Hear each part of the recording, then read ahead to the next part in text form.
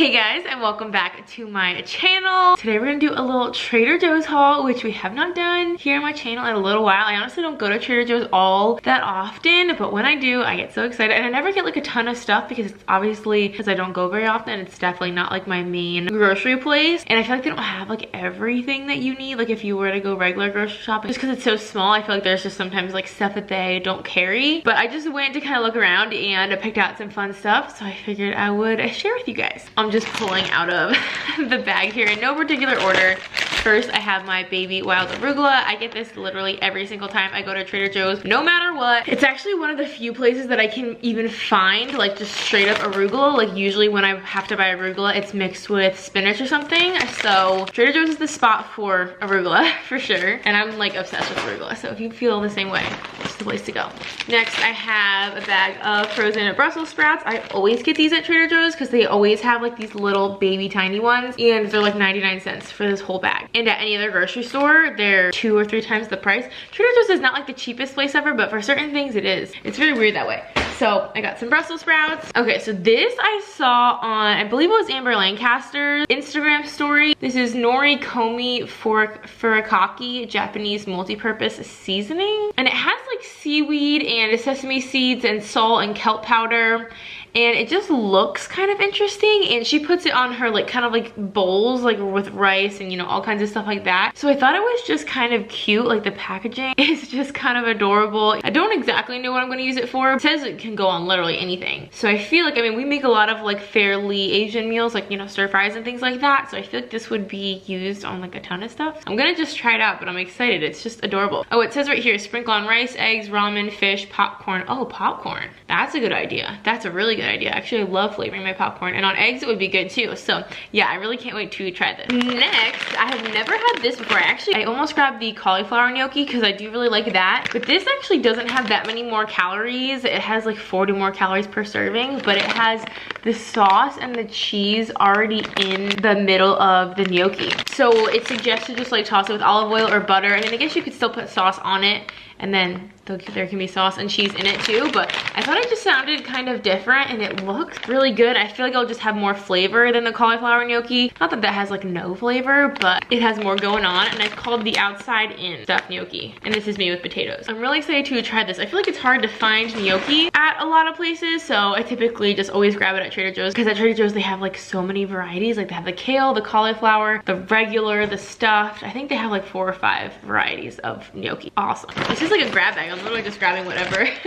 my hand grabs. Of course, I got some more orange chicken. If y'all don't know, this is like what Trader Joe's is known for. I feel like this is their best selling item of all time life. It's so good, especially in the air fryer, but of course you can bake it. And I feel like it's not like super orangey though. I don't really like the flavor of orange. It's closer to like a General Tso's kind of concept, but super crispy. So good. This is another item that I have never tried, but I thought it sounded really good. It's chicken fried rice, and I love a fried rice. They have vegetable as well. I think those are the only 2 that they have. This is a huge bag of it, and it tells you to just like fry it up, but it obviously already has the chicken and the veggies in it. It says you can make it in like 5 minutes, and this isn't a crazy amount of calories either, and it has the protein already in it. But I feel like this would be a really easy like lunch or a side or something like that. And this is like a massive bag, and it is frozen. I'm super excited to try that out. Ooh, wouldn't that be good with this on it?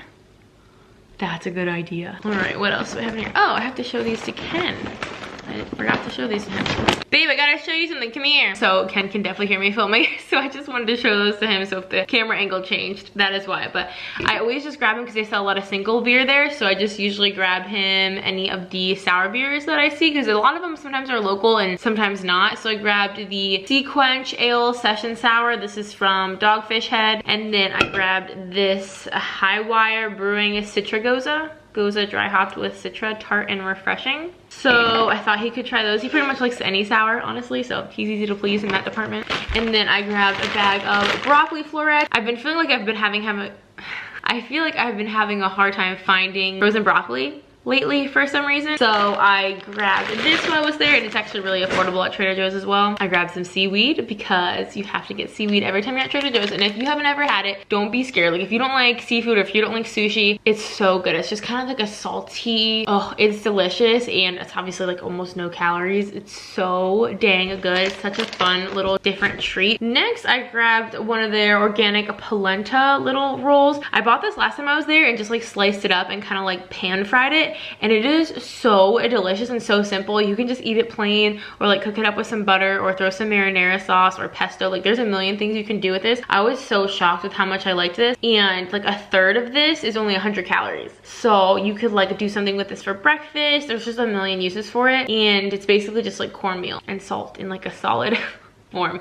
It's really good. This was like a Cindy Cummings inspired purchase. She is constantly talking about the salsa authentica from Trader Joe's. I feel like she should be sponsored by Trader Joe's because she's constantly harping on how good Trader Joe's is. I feel like that's the only place she shops. I heard that this was super good, and as I think you can kind of tell, it's super liquidy. It's not like chunky at all. I feel like it's just like a fully pulverized blended salsa. It literally is like the consistency of water. And we're not crazy about salsa, but I do like constantly find us needing salsa for random recipes, enchiladas, like burrito bowls, things like that. I don't really typically like just eat it with chips, but she said this one is like the bee's knees, so I'm excited to try it. And then the very last thing I grabbed is this garlic herb pizza dough. We usually like randomly at the last minute we'll decide to make pizza, and then Ken has to whip up some pizza dough, which he makes really good pizza dough, but they're like $1 at Trader Joe's, and this one is garlic herb. So it's kind of like got speckles of green in it, and it even just smells really good. So I feel like this will like bring your pizza flavor level to like another level. So I feel like it's always just good to have like frozen pizza dough in the freezer so that you can just grab it at the last minute and make some homemade pizza. We're always down for that. So that is actually everything